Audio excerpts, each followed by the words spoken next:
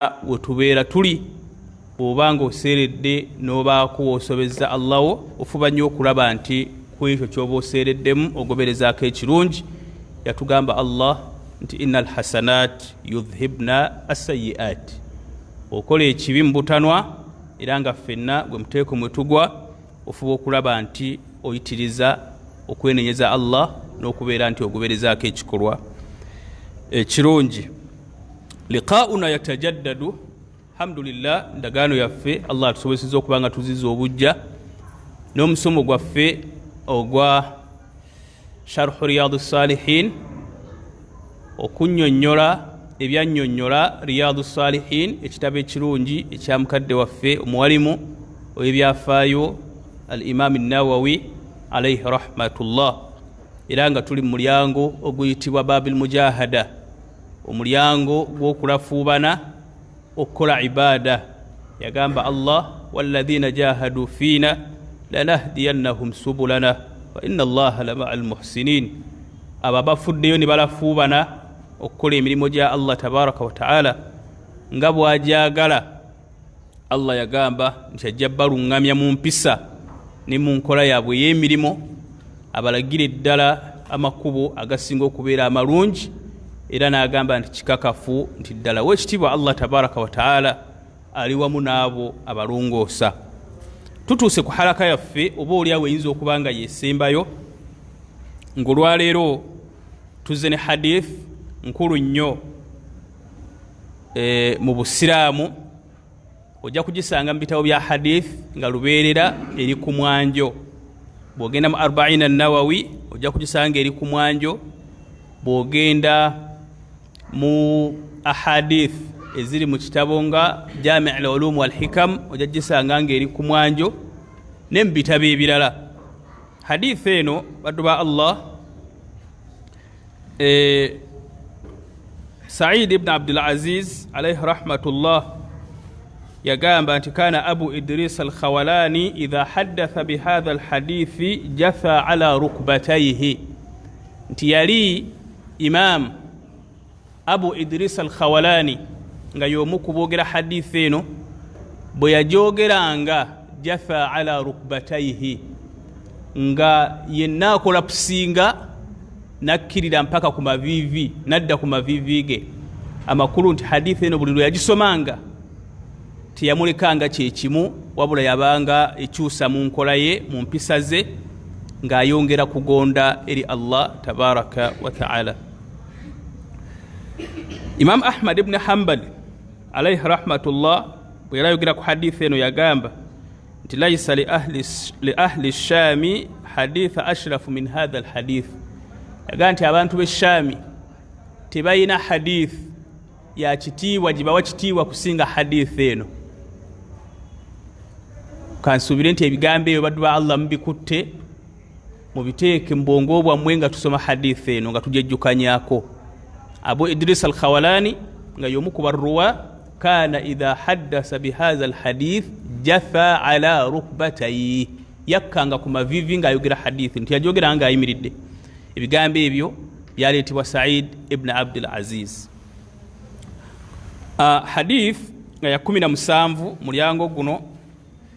agamba nti an Sa'id ibn Abdul Aziz rahimahullah an Rabi'ata ibn Yazid an Abi Idris al-Khawalani an Abi Dharri Jundab ibn Junada radiyallahu ta'ala anhu. Si nkola ya Imam an-Nawawi tutandise okusoma baddu ba Allah, Sheikh Yahya tutandise okusoma. Teyali nkola ya Imam an-Nawawi mu kitabo kino Riyadus Salihin, nti bwe yayogeranga hadith yaleeterangako sanadi yaayo, era bwe kibadde okuva lwe twatandika. Hadith ayogera ekitabo mwesangibwa mu kutubu sihah, n'akuwa adresi yaayo, naye takuwa sanadi yonna okuva gyeva. Naye olw'obukulu bwa hadith eno nabiri bye tusoose okwogera, bwe yali agireeta mu kitabo kino yagireeterako ne sanadi yaayo. Sanadi tugimanyi, sanadi lwe lujegere mwetambulira okutuuka ku ku muntu asembayo we twagijjeryo keyingire mu bitabo olujegere lw'abakola ki kati hadith eno Imam Nawawi yajawula mu ahadith yo bwe yali ajogera n'agireeterako sanadi yaayo oba olyawo wala ilmu inda Allah nti sanadi ya hadith eno kitundu mu kugitegeera ebigambo biri tusobola okwogera mu kyabijjukira hadith eva ku Sa'id ibn Abdul Aziz oyo yawannyo hadith eno ekitiibwa yensonga lwaki ebigambo bye wansi wano Imam Nawawi abireese agenda nti qala Sa'd ibn Abdul Aziz gwategeeza omusajja oyo mwattu yazaalibwa fi zamani sahaba ridwanullahi ta'ala ajma'in yazaalibwa n'alaba ku basahaba ninga tannaba kwawula sahaba nga ayitibwa Sahl ibn Sa'd as-Sa'idi radiyallahu ta'ala anhu ne Anas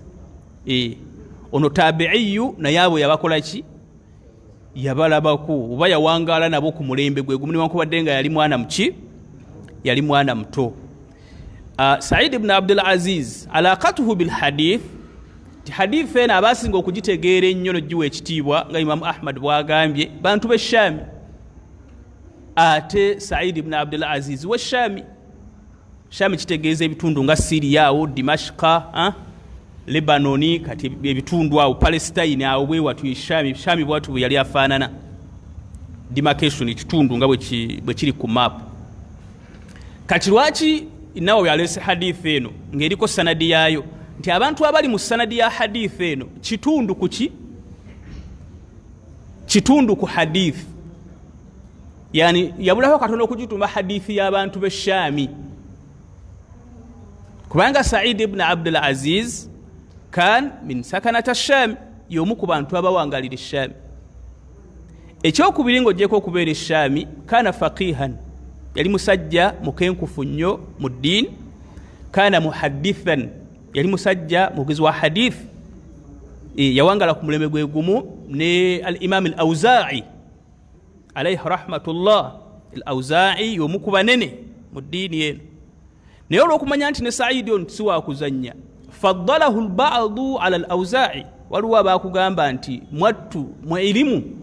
baali benkana ne Awza'i oba okukola ki okuba nti ye yakola ki yasingako bawangala mu kiseera kyekimu ku mulembe gwe gumu era wakati waabwe mu kufa waliwo emyaka 10 wakati wa Sa'id ibn Abdul Aziz ne Imam al-Awza'i alayhim rahmatullah kati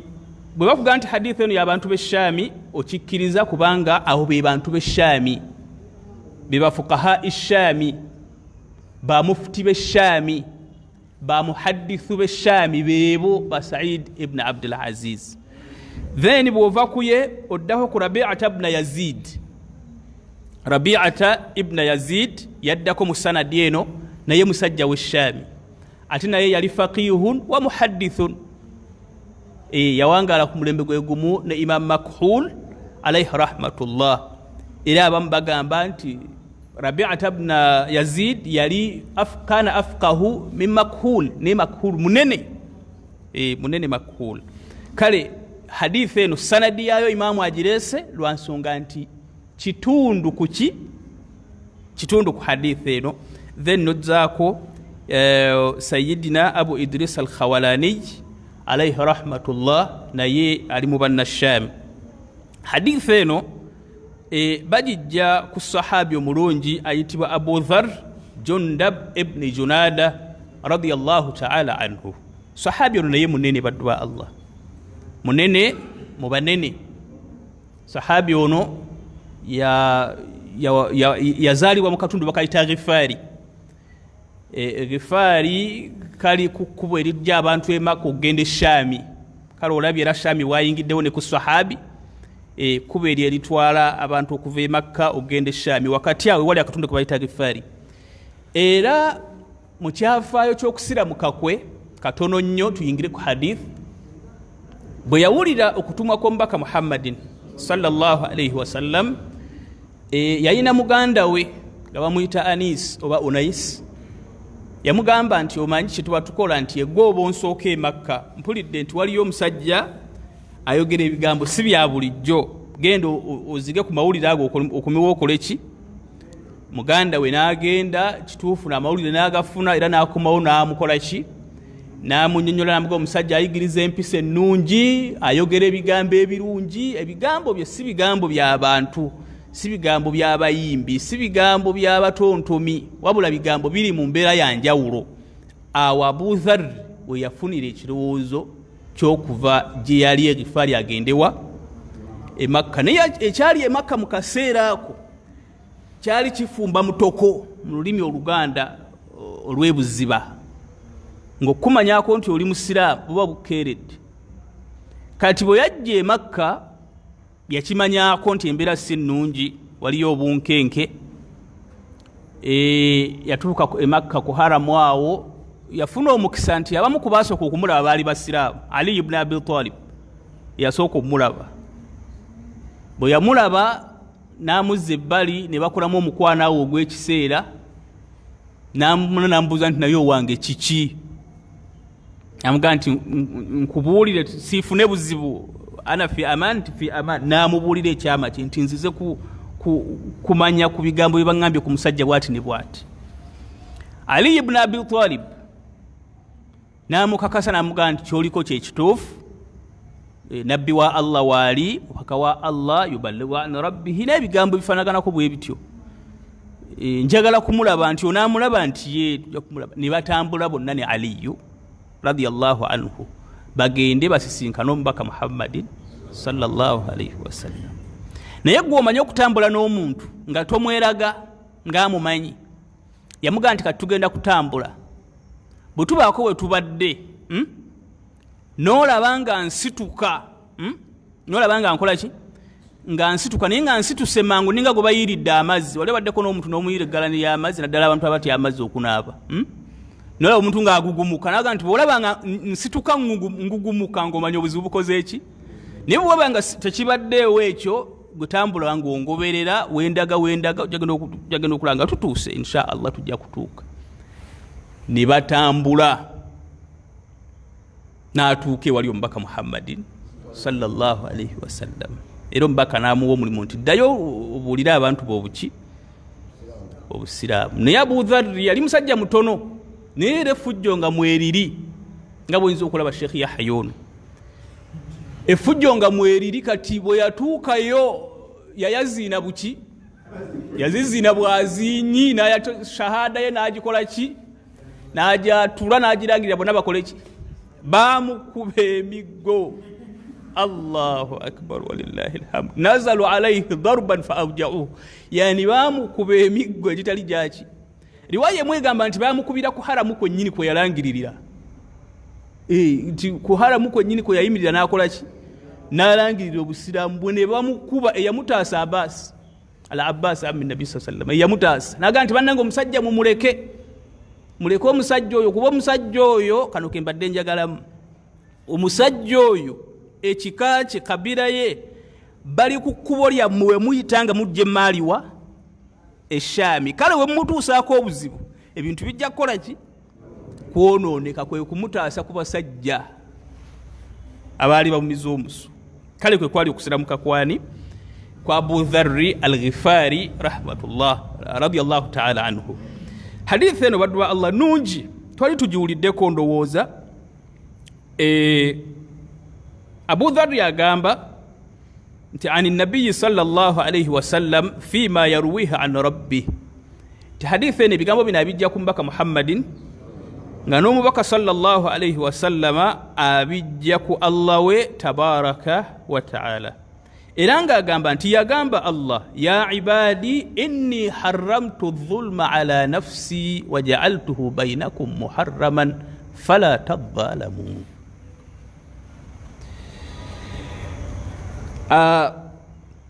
Sheikh Muhammad bin Salih al-Uthaymin alayhi rahmatullah tutandise okusoma hadith okuva ku Sheikh. Again nti qala al-muallif rahimahullah fima naqalahu Abi Dharr radiyallahu anhu an annahu qala fima yarwiha an rabbih, nti yagamba mu bigambo bino byajja ku Allah we, n'atugamba Sheikh Ibn Uthaymeen nti ekyo nno kye bayita عند أهل العلم بالحديث القدسي ابن سيمين بواتي شبه حديث شي القدسي أو الحديث الإلهي يسمى هذا بالحديث القدسي ateri ne bagiyita alhadithi nabawi ayagadde okuzitwawulira mu bwangu n'atugamba nti Allah agamba mu hadithi eno nti ya ibadi inni haramtu dhulma ala nafsi waja'altuhu bainakum muharraman abaddu Allah atutegeeza nze naawe nti inni haramtu dhulma ala nafsi nze Allah wammwe yabatonda omulezi wammwe neziizaako buli azaamaanya Sheikh Ibn Taymiyyah agamba nti amakulu Allah agamba nti alzamtu nafsi alla udhlima ahadan tinze Allah wammwe newandiikako ne neekakasaako obutalyazaamaanya muntu yenna kitonde kyonna la biziyadati sayiat omuntu bw'abanga yava ku nsi ng'akoze emirimu emibi Ibn Taymiyyah agamba nti Allah tamulyazaamaanya eyava ku nsi ng'akoze ebibi bimanyikiddwa kimu bibiri bisatu bina ate nze ne mbimwongezaako n'aweza 6 tisinga ova mu nsi nga wabba emitwalo 2 era gy'ogenda okusisinkana ewa Allah nga wakola ki takwongerako Allah wala binaqsi hasanatin amalaha nti era siryazaamaanya muddu yenna okuba nti yava mu nsi ng'alina akalimo kaakoze nga kalungi newe kaba katono ki katya najja yawmal qiyama n'atakasanga ku minzaane ye bal huwa subhanahu wa ta'ala hakamun adlun muhsin akanti owekitiibwa Allah waffe yatutonda eyakuteeka okukola ibaada era atulaga obukulu bw'okulafuubana mu kukola ibaada adlun mwenkanya muki muhsinun mulongoosa bino bibiri Sheikh abiresi n'ebyanjawulo adlun mwenkanya nti bw'okola ekibi era kyokola ki kyofune ewa Allah kyekiwandiikibwa waliwo hadithi eri gye mmanyi obulungi man hamma bihasanatin falam ya'malha kutibat lahu indahu hasana ti omuntu bw'awankawankira omulimu omulungi n'otagukola Allah akuwandiikako ki Allah akuwandiikako empeera ofuna ekirungi okiraba ate bw'omala n'ogukola fa in amilaha omulimu gw'owankawankidde okukola nga mulungi n'omala n'ogukola ate Allah akuwandiikako empeera 10 alhasanatu bi'asharati amthaliha Allah akuwandiikako mmeka lwaki akuwandiikako 10 kubanga muhsinun ye bw'atyo Allah mulongoose eri ebitonde bw'okola ekirungi akkubisizaamu ate bw'okola ekibi ekyo kyakola ki kyakuwandiikako kyokka ate olinayo n'omukisa okumwetondera Allah wattaibu min adhambi kaman la dhamba lahu bw'owenenya ekisobyo ekyo kyokoze Allah kyomusobezza n'akusonyiwa Allah obanga atakikolangako kati Sheikh kyategeeza nti Allah waffe adlun mwenkanya muhsinun mulongoose eri ebiki eri ebitonde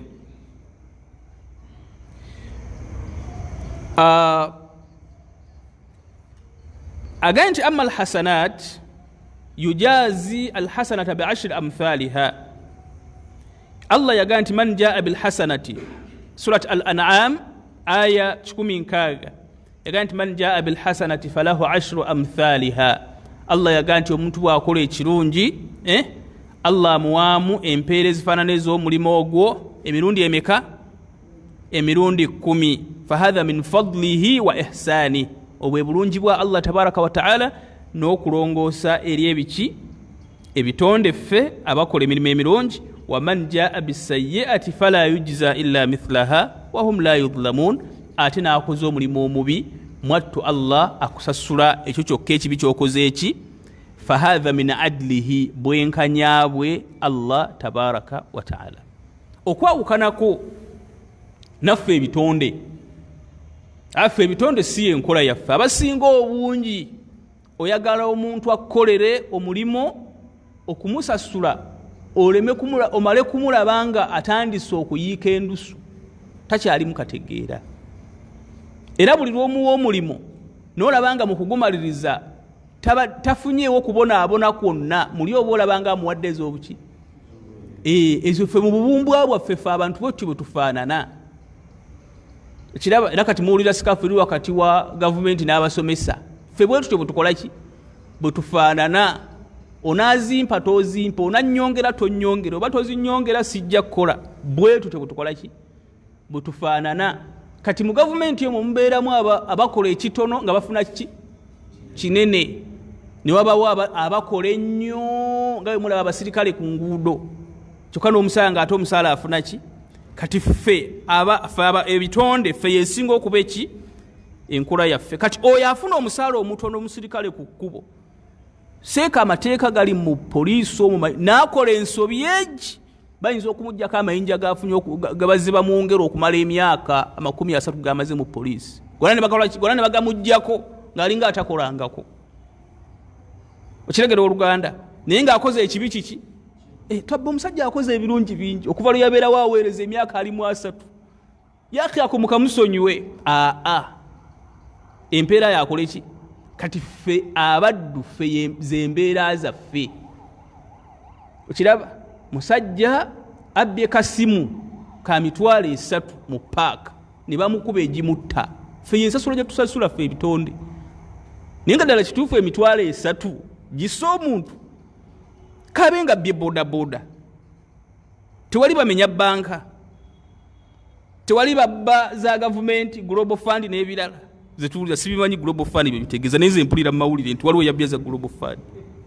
okiraba oluganda nga ziri mu buwumbi oyo ne bamuleka ne bamuwezesa okumala emyaka 2 naye musajja wattu Allahu akbar walillahi alhamd kati ffe ezo zembeera zaffe ffe ebitonde Allah waffe adlun hakamu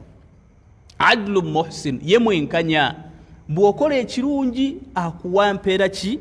akubisizaamu 10 n'okusingawo bw'okola ekibi ekyo kyokka ekibi kyokoze kyennyini kyakola ki kyakuwandiikako gwe musango gw'oba olina so takwongerako buki takwongerako bwongezi era Allah tabaraka wa ta'ala atugamba nti waman ya'malu min as-salihati wa huwa mu'minun n'omuntu yenna akola emirimu gya Allah emirimu emirungi mu ddiini wa huwa mu'minun naye nga mukkiriza mwattu fala yakhaafu dhulman wala hadman gwe beera mukakafu nti ewa Allah birungi kasita okola emirimu emiki ku nsi n'ovaako nga weeyisiza bulungi la yakhaafu dhulman wala hadman toba mukweraliikirira nti Allah emirimu gyo agenda kugitaataaganya nedda wama kaana Allahu liyudii'a a'malakum Allah w'ekitiibwa tayinza kukweka mirimu gyammwe tayinza butabalaga mpeera ya mirimu gyammwe gye mulafuubanidde ku dduniya Sheikh agenda mu maaso n'atugamba nti Allah waffe agamba nti inni haramtu dhulma ala nafsi Allah agandezizaako obulyazaamaanya dalilun ala annahu jalla wa ala yuhrimu ala nafsihi wa yujibu ala nafsihi wanalesi masala galimu akida shwaye agambye nti Allah bw'agamba nti nezizaako obulyazaamaanya buno obujulizi bwa nkukunala obulaga nti Allah asobola okweziizaako ekintu oba okategedde gano masala galimu akida bujulizi obulaga nti Allah asobola okweziizaako ekintu n'atakikola kubanga fa'aalun lima yurid akola kyakola ki akola kyayagala ayina obusobozi Allah obukola kyayagala kati olyanza okuga nti Allah waffe la yajibu alayhi shay'un talina kimukakatako okategedde gosoga nti Allah ayina kimukakatako ng'abaddumu ababanja Katonda ga nti musajja n'ensaala tajja n'ensiiba andaba naye gundi n'agaggawala tamanyi na musaala gye gusula tasaala tatoola zaka ye n'agaggawala nze n'enkola ki gwe n'obanja Allah ne baga nti Allah la yajibu alayhi shay'un tana kimukakatako kati Sheikh agambye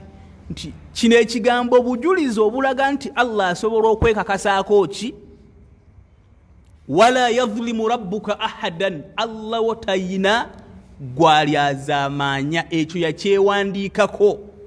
nga bwe yewandikako ebirala nga ki ng'okusaasira Allah yewandikako okukola ki okusaasira asaasira ebitonde Allah tabaraka wa ta'ala ekyo kyekimu ku byajja mu Qur'ane ng'akugamba Allah nti mwattu bimu ku byewandikako yagara Allah yagaa nti kataba rabbukum ala nafsihi rahma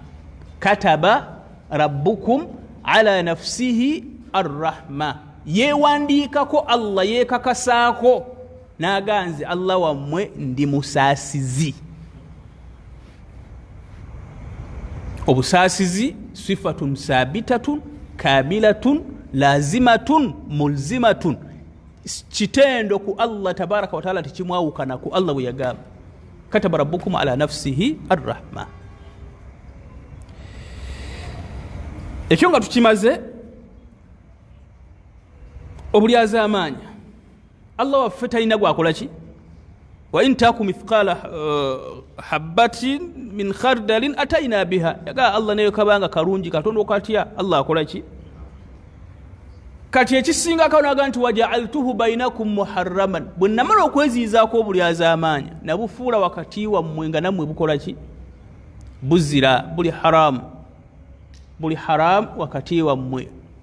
okubeera nga mweryaza amaanya fala tadhalamu abaddu temweryaza amaanyanga Sheikh atugambye ti obulyaza amaanya Allah bwayogerako wano bubeera wakati bw'abaddu bwetoloolera ku bintu bisatu ekisooka bwetoloolera fiddima mu misaayi emisaayi emiramba n'emisaayi egy'ekitundu emisaayi emiramba ka an yaktula insanu insanan ng'omuntu bw'ayinza okutta omuntu ogwo musaayi muki musaayi mulamba kutiba alaykumul qisaasu fil qatla alhurru bilhurri wal abdu bil abdi wal untha bil untha Allah yatuwandikako okuwoolera eggwanga atta munne naye bakole ki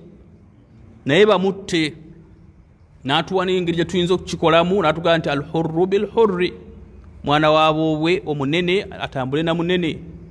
wal unsa bil unsa omukyala atambule na muki faman ufiya lahu min akhihi shay'un fattiba'un bil ma'ruf wa ada'un ilayhi bi ihsan wayinza okubeerawo okusonyiwagana okiraba wakati wa enjuyi ebbiri oluyi lw'omuntu gwe battira omuntu n'oluyi lw'omuntu eyakola ki eyatta omuntu kubanga oli wamutta takyasobola kwerwanako kati ffe bannannyini musaayi kyekiguyisisa omuki ffe bannannyini musaayi bakitaabe baganda be batabani be ffe tulina okulondoola omuki omusaayi ogwo kategedde w'oluganda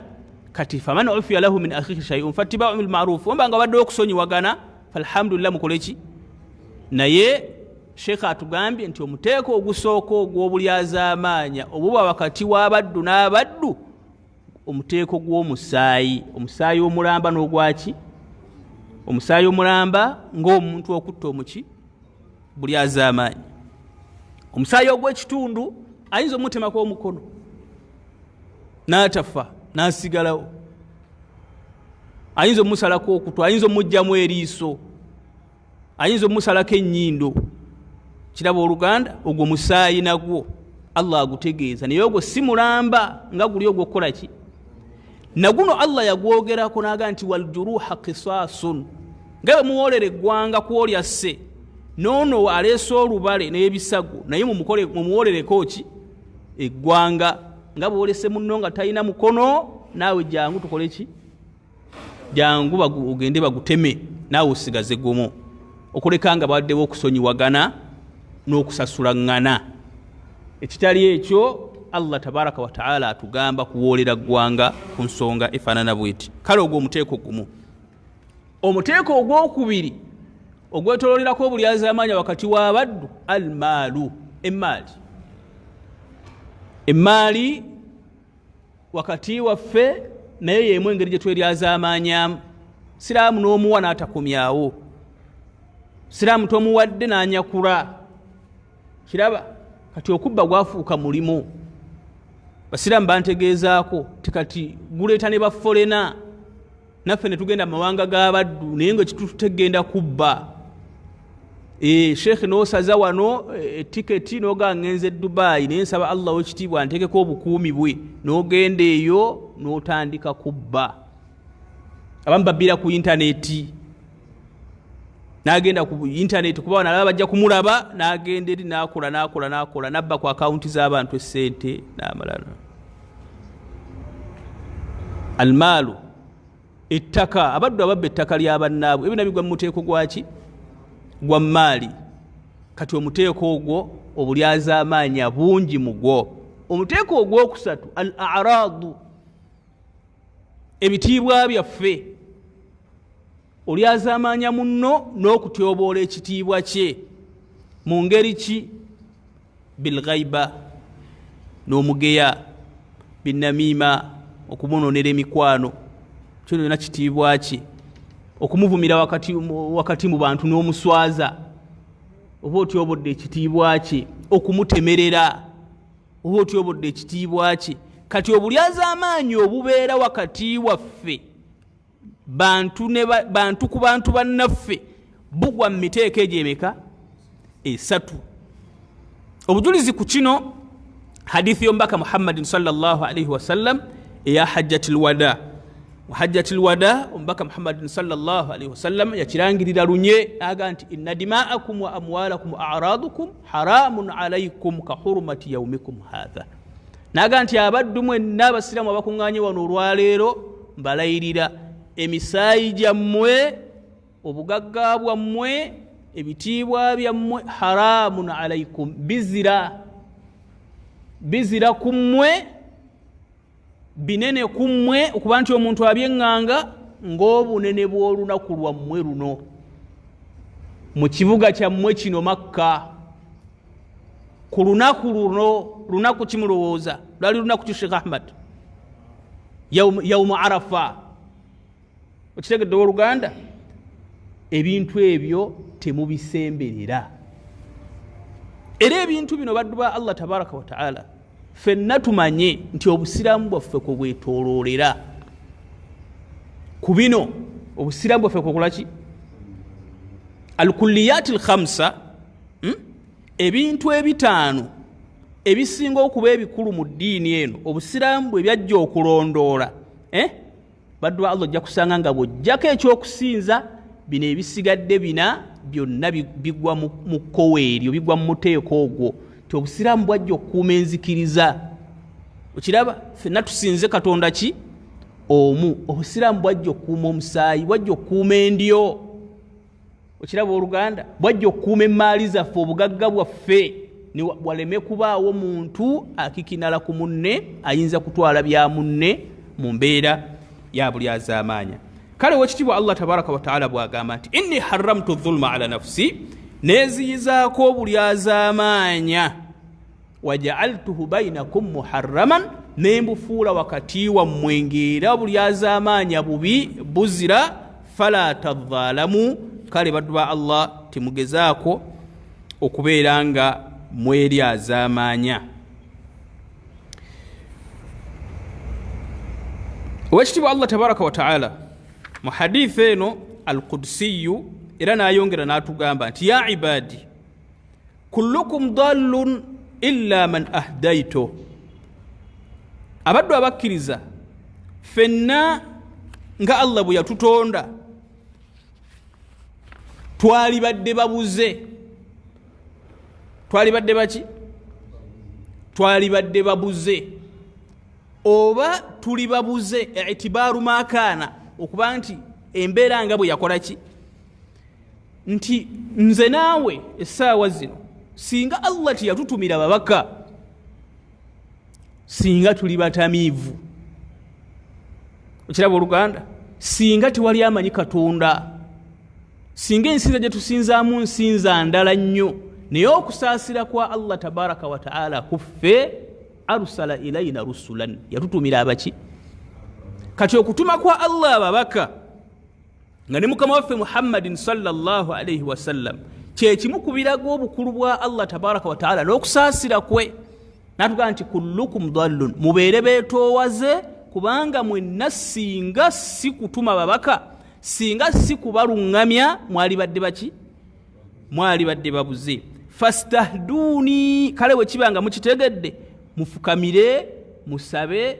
mbalungamye ahdikum nja kukola ki nja kubalungamya bantu ba Allah ekigambo ekyo kikulu nnyo kyofula tubeera mu ssala tumusaba Allah tabaraka wa taala ihdina sirata almustaqim Allah waffe tulungamye ku kkubo ki ku kkubo eggolokofu eggolokofu lyerifaanana litya kigambo kya Luganda muyinza okuba nga mwakikwata okuva gye mwava kuba walimba mmwe nti ekkubo eggolokofu naye kitegeeza ki kyeki ekkubo eggolokofu ekkubo eritaliimu ku makoona alladhi la ujaja fiihi eritaliimu maki kubo kyeryo kubo ly'okumwawula Allah tabaraka wa taala ekkubo ly'okumusinza mu butuufu bw'okukola ki kkubo ly'okumusinza okumusinza okutuufu tuleme kuba ng'abaddu abamu ku babiri abamu kubo bategeera amazima bwe baamala okugategeera ne bagagaana ne bakola ebyabwe fa amma thamuda fahadainahum fastahabbu lama ala alhuda abo aga nti Allah aga nti abo nabalaga amazima naye bo ne baagala obubuzi okusinga ki ne kusinga amazima okiraba be bayudaaya amazima Allah yakola ki yagabalaga kati baamala okugategeera ate ne bakola ebiki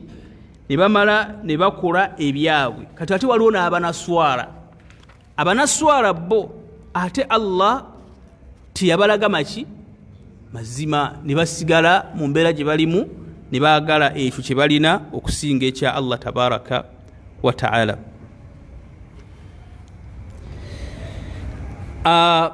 fastahduni ahdikum munsabe okulungamizibwa nja kubeera nga nkola ki nga mbalungamya hadithi negenda mu maaso ya ibadi kullukum jai'un illa man at'amtuhu nti bannange mwenna abaddu buli muntu waali yemanye nti yalibadde muyala era buli muntu muyala aliko ebitendo ebisobola okumufuula omuyala ebigambo bino Allah abireese nga biddiriŋŋana alhidaya waljuu walkisa nga Allah atulaga tabaraka wa taala ntuteekeddwa kubeera beetoowaze byonna bye twetaaga mu bulamu bwaffe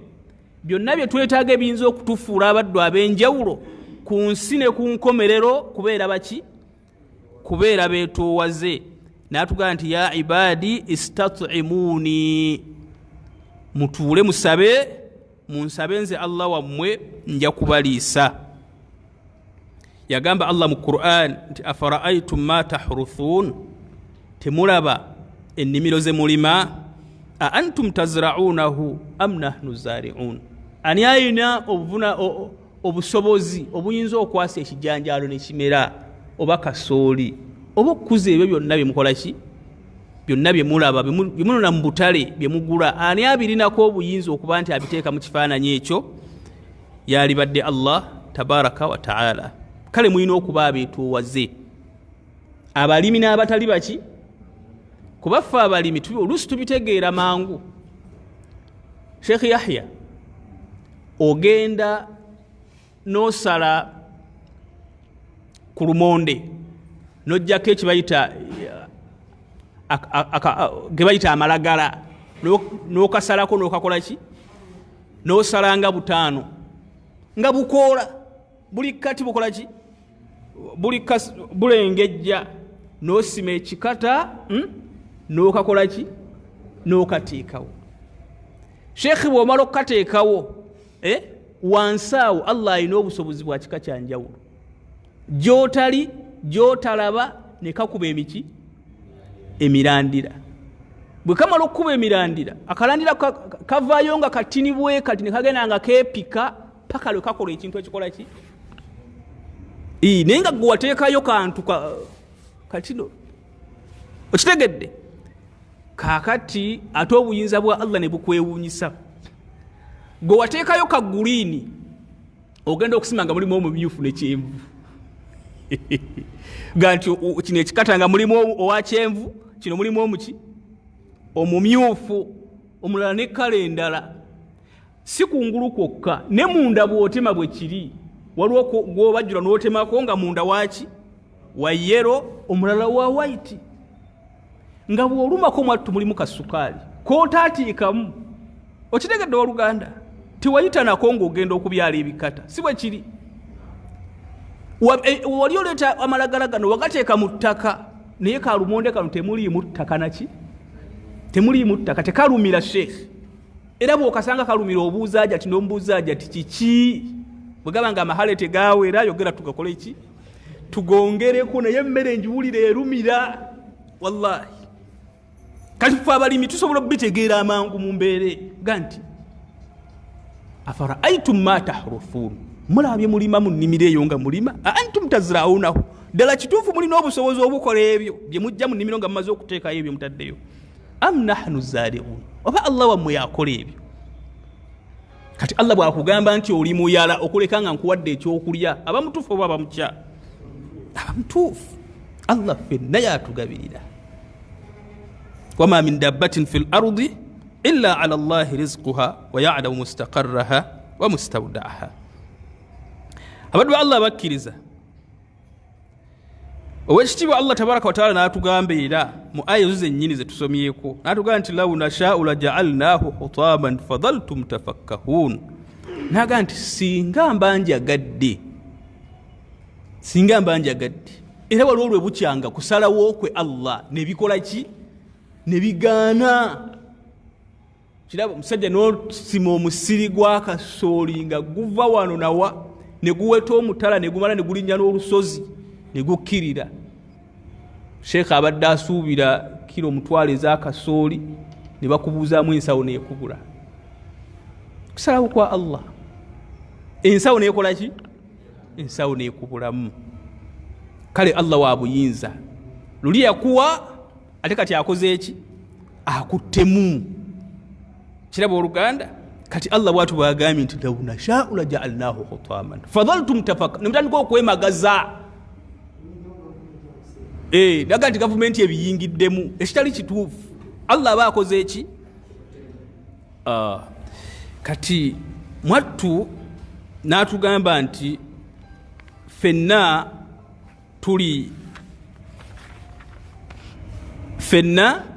tuli bukunya kigabo bukunya oba kiyinza okuba ekirungi okukozesa kullukum uratu ffenna tuli buki naye kyategeeza obukunya buno obw'obutambala Allah ategeeza obukunya nti muffe bangi Allah tabaraka wa taala atubikkirira ekigambo okubikkirira buli muntu akitegeera bingi byokola Allah n'akola ki n'akubikkirira akubikkirira ye gyali Allah n'atakubala n'akuwa omukisa weenenye n'akubikkirira ne maaso gaffe tuleme kutegeera okiraba ne tukulaba nga ffe gwe tumanyi mulala naye wallahi nga naawe okimanyi nti nze gwe balaba si yenze kyendi kirala wallahi nze kyantuukako ana personal level kyantuukako nali nyina office mwenkola nga nkola bulungi alhamdulillah naye nga mukama wange ampaana bitya naye nga ampaana nseka ngamba yirabo ng'ekituufu tamanyi kyenkola ki tamanyi kyendi yampaana buli azze mu office namugaa nti omusajja oyo mulungi wallahi mulungi akola bino nga nti nze nga mpuliza siina kyenkola ki kati naffe tulina abantu betulaba wallahi ffe nga bye tubalowooleza bo bali biki abo bonna Allah ababikkirira tewola kikakafu okuva ku mbaka Muhammadin sallallahu alayhi wasallam ganti kullu ummati muafa Allah alisonyiwa abantu b'ekibiina kyange mbaka salama yagamba Allah yeyama okusonyiwa abantu olw'ekisa kye Allah nti ali basonyiwa illa almujahirin okuleka waliwo abaddu abeera alaasa nti omuntu eyeraalaasa yartakibu billayli ma'siyatan ayina kye yakoze ekiro okiraba Allah n'amukola ki fayasturahu Allah n'amubikkirira bwe bukeera ku makya fayahtaku sitra Allah najjawo olutimbe Allah lwe yakoze eki ye ne yeenyumyako ekitegera oluganda kati okubikkirira Allah kwa njawulo Allah atubikkirira nti gwokoze amazambi agaavuwaza Allah n'atakwavuwaza okoze amazambi agazikiriza nga amal qawmi Lut Allah n'atakuzikiriza nobeerawo nowangaala nowangaala n'okusinga abakola ki abantu balamu Allah olwo abaakubikkiridde n'akuwa n'omukisa Allah obirenga weene kati Allah kyatugaa nti mwenna muli buki muli bute mwenna muli bute illa man kasawtu okuleka gwe nyambaza gwe mbikkiridde era ffenna abali wano tukakase lumu nti Allah yakola ki Allah yabikkirira singa atujjako akabise Allah n'atwanika batuba Allah kizibu okwesemberera waliwo omusajja omulongoofu yagaa nti law kanat zunuba natinatun la khashitu alla yujawirani ahadun sajja abasuufi balina embeera z'ebigambo ebirimu okwetoowaza yagaa nti singa amazambi gaali gawunya singa amazambi gaali gakola ki gawunya nga kivundu omuntu atambula nakyo yagaa nti la khashitu alla yujawirani ahadun saali egombye muntu okunniraana ekituufu nnyina mangi n'alibadde empunya naye yakyogera mu mbeera yakwetoowaza kati kituufu baddu ba Allah ffenna Allah yasinga okumanya bwe tukola ki beera Allah yasinga okumanya bwe tuli singa Allah akubikkulira ku muganda okyakulowooleza oyinza obutaddeyo kumuliraana tulira oluganda naye Allah yo n'abitukweka tusobole okuwangaala mu mbeera esinga okubeera ennungi n'atugaa nti fastaksuuni kale buli muntu asabe okubeera nga afuna okubikkirirwa kwa Allah tabaraka wa taala nja kubeera nga mubikkirira nja kubeera nga mwambaza olugoye olulungi baddu Allah bakkiriza hadithi eno mpanvu naye njagala tujanguye tugiyise mu bwangu tusobole okumalako baabu eno nga mwattu situjiruddeeko kifaananyi kiyinza kubaleetera kubeera nti mugikoowa agambye Allah nti ya ibadi abanga abaddu bange law anna awwalakum wa akhirakum wa insakum wa jinnakum singa kiba nti ababasookawo okuva eduniya we yatandika kuva min ladun adam alayhi salam ila yaumina bonna ne beegatta n'ab'enkomerero amajinni n'abantu ffenna ne tubeera nga tuli uniform ala afjari qalbi rajulin wahid ne tufaanana ng'omusajja akyasinza okujeemera Allah tabaraka wa taala ku mugongo gw'ensi fumiitiriza nti Allah w'ekitiibwa ayogera nnyo ku Firawuni mu ssuula ez'enjawulo sobola waliwo essuula ezimu ng'ogimalako nga Allah amwogeddeko n'oyingira mu ndala era Allah n'amukujjukiza Firawuni ne Musa kuba ekyafaayo kya Musa kyekyafaayo kyasinga okwogerwako mu Qur'ani ekitiibwa naye singa ffenna twegatta abaaliwo kabula Firawuni nga Firawuni tannaba kubaawo ne beegatta n'ab'oluvannyuma abantu n'amaki ffenna ne tuba nga tuli uniform ffenna nga tufaanana Firawuna ffenna nga tufaanana ani ffenna nga tufaanana Firawuni Allah aga nti ma nakasa dhalika fi mulki shay'an tekina kyekikendeeza ku bufuzi bwange subhana al-malik Allah w'ekitiibwa n'atukubira ekifaananyi ekirala n'atugaa nti singa era abantu mwenna abafaanana bwe mutyo singa era mwenna mwekuŋŋaanya ne muba uniform ne mufaanana mwenna ne muba nga mufaanana ng'omusajja akyasinza okuntegeera ku mugongo gw'ensi mwenna ne muba nga gwe mufaanana Muhammadun sallallahu alayhi wasallam tuyina essuubi ly'amaanyi n'obukakafu nti yategeezebwa mu bigambo bino naga nti ma zaada dhalika fi mulki shay'an kino kikikola ki n'atugamba Allah ekirala n'atugamba nti abange abaddu bange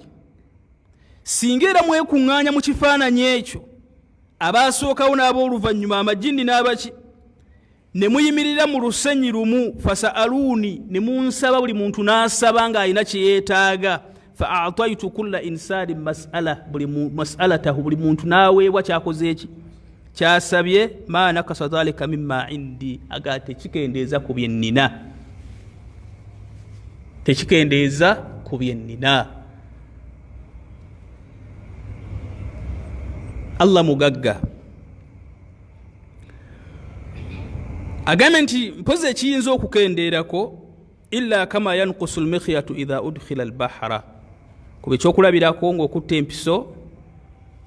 n'ogiwummuza mu mazzi otuzzi otuyinza okugira kuki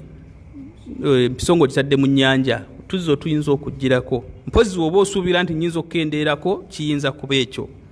naye nga Allah takendeerako agambye Allah nti innama hiya a'malukum bino byonna bye mulaba min babil mujahada hadisi kumpi 17 size tulabye byonna bye mulabye mu babil mujahada mirimo gyonna Allah gyatukubiriza okukola min salatin wa siyamin wa zakatin wa birrin wa sila Allah byonna byatugamba okukola a'malukum Allah atugambye tebiina kye binyongerako mirimo gyammwe wano we wali ekinyusirwaki hadithi enezze mu mulyango guno emirimo eyo gyonna gye mukola ki gye mukola Allah agambye a'malakum mirimo gyammwe ohsiha lakum njibabalira njibawandiikira ninga nti olwaleero Abdallah nti asaddaase mu biseera bye n'akola ekikolwa bwe kiti Allah n'akikuwandiikira n'akikuterekera naga nti asaddeyo sunna 2 Allah n'akikuterekera naga nti asiibye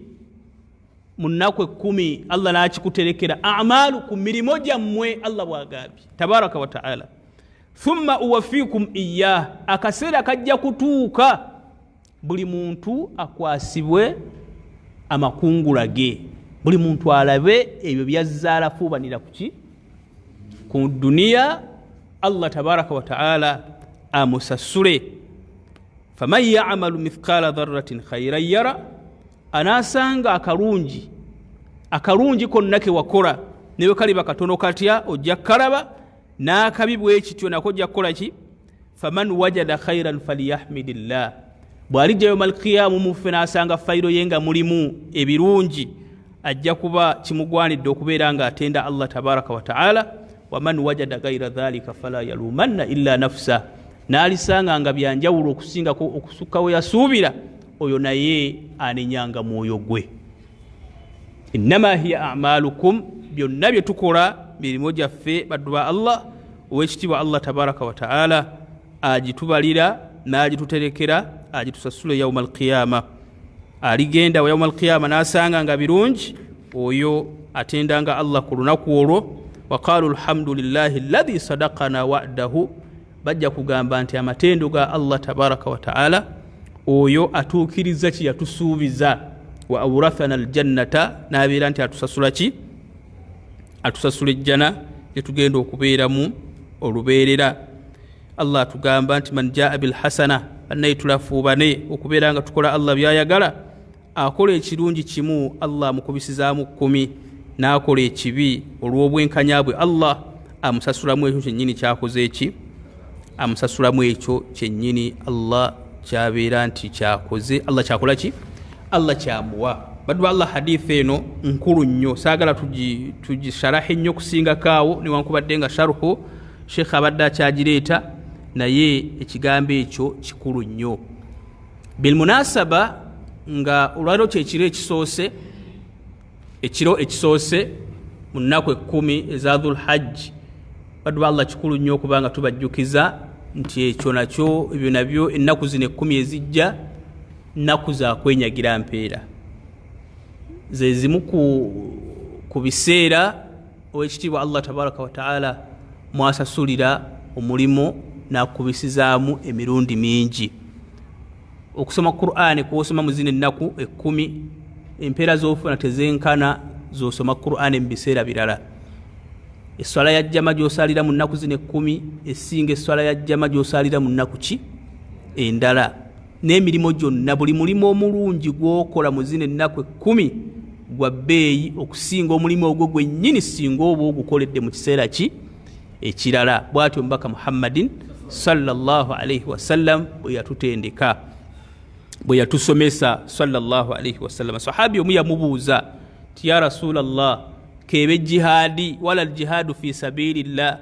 kubanga nyinza okubanga nina jihadi mu byafaayo byange, ukitegeera ya Rasulallah, omulimu guno gwagalwa nnyo eri Allah n'okusinga jihadi yange gye nalwana mu myaka giri egyayita. Omubaka Muhammadin sallallahu alayhi wasallam n'amugamba nti omuntu avuganya akola ebirungi mu mwezi guno, avuganya,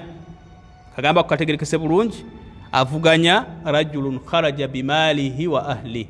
ye musajja afulumye n'agenda mu kkubo lya Allah okulwana nga byonna Allah bye yamuwa ku nsi agenze nabyo, obugagga bw'alina mu nsi akoze eki? Toŋŋamba nti ate amakaage mwafulumye ng'alesa agatunze, wallahi ng'amakaaga alesa akoze eki? Agatunze, sente n'azitwala mu jihadi, ng'agatuuze. Ne mukyala we n'akola ki? N'agenda naye, n'abaana n'akola ki? N'agenda nabo. Oyo n'atuuka mu jihadi n'atakomawo na kyonna ku byagenze nabyo, naye kennyini ye kennyini n'agenda n'ebintu bye ne watabaako kikola ki? Ne watabaawo kikomawo. N'atakomawo n'abaana be ne bakyala be ne ssente ze yatunda mu nnyumba ye ne ssente ze za bizinesi byonna ne bigenda mu kkubo lyani? Oyo yavuganya omuntu akola emirimu emirungi mu nnaku emmeka? Mu nnaku 10 zino ze tuyingidde. Kati baddu ba Allah, ennaku zino za bbeeyi. Inna lillahi fi ayami dahrikum lanafahatin. Allah w'ekitiibwa atuterewo ebiseera bwe biti tusobole okubeera nga twenyagira empeera. Kale oyinza okuba olwaleero mu butuufu nga wabukeesezza n'obuwungeeza nga tolina nniyo esiiba nkya. Kubiriza omwoyo gwange n'egyammwe tubeere mu baddu ba Allah, oba oliawo abanaasiibako olunaku lwa ddi? Olunaku lw'enkya, lunaku lwakuna kyekisooka, ekyokubiri lunaku mu nnaku 10 eza Dhulhajji omwaka guno ogwaffe ogw'Ekiyisiraamu. Nsaba ekitiibwa Allah tabaraka wa taala atugase n'ebigambo ebyo. Katwaziine insha Allah tulabe akayinza okuba nkalumidde, tukamulungule tusaale insha Allah taala.